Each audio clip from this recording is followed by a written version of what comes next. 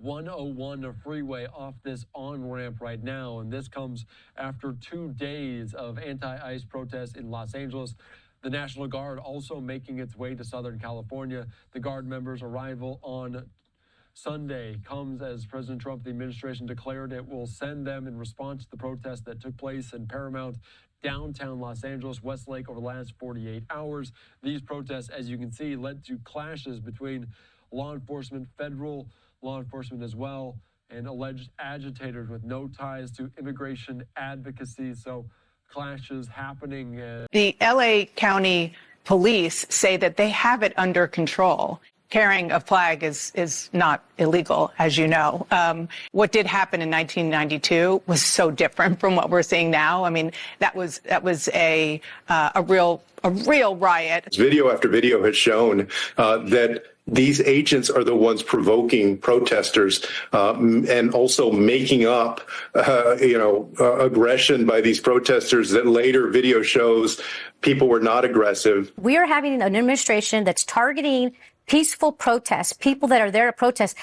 The president is sending the National Guard because he doesn't like the scenes. He doesn't like the scenes of people peacefully protesting. The unrest is isolated. LA is home to millions of people, most of whom are having a normal day here on Sunday. You know, you've heard reports that there are riots on the streets of Los Angeles. That is not what's happening across the city of Los Angeles. Governor Newsom's right. There wasn't anything like a riot happening on Friday, Saturday. We just witnessed a protester thanking a National Guardsman for his service here in California. LAPD, by most estimates, had this under control last night. No, I don't think the National Guard is needed now. Things in LA are calm. There was a protest that got a little unruly late at night. There have been no violence where anybody that was protesting hit anybody, shot anybody, threatened anybody. Nothing has happened. What is just a bunch of people having fun watching cars burn. Most of those demonstrators were very peaceful. They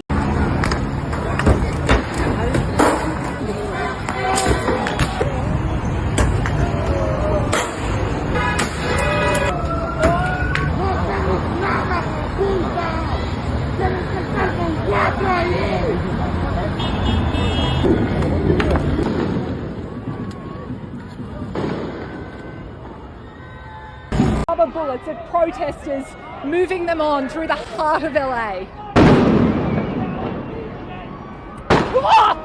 You just shut the fuck.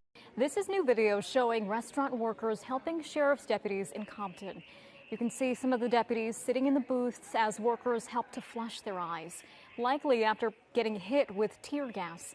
After a short break, the deputies put their gas masks back on and headed back out to help contain the protests. But safely for everybody involved. Hold on.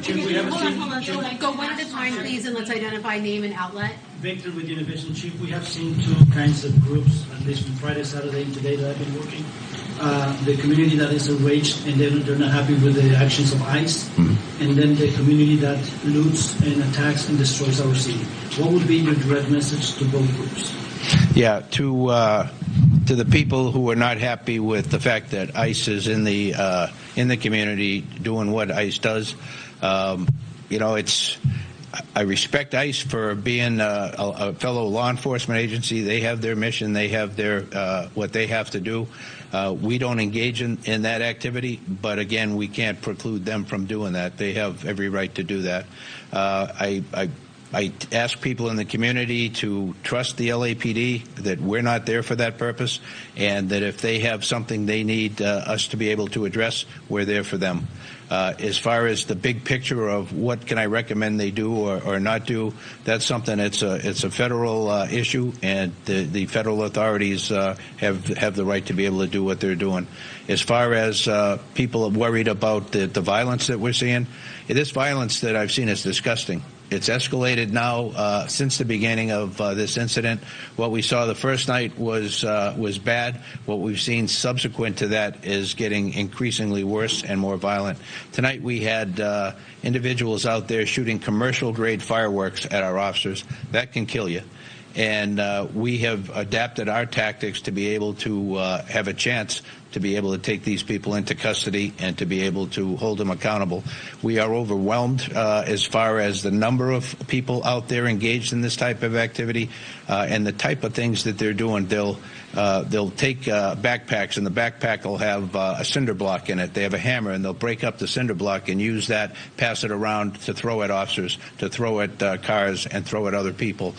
We've seen people with hammers, and you've broadcasted, breaking the bollards behind the federal building and taking the rocks, if you will, or pieces of concrete, and throwing them at officers. We've had liquid of who knows what description thrown at officers. There's no limit to what they're doing to our officers. And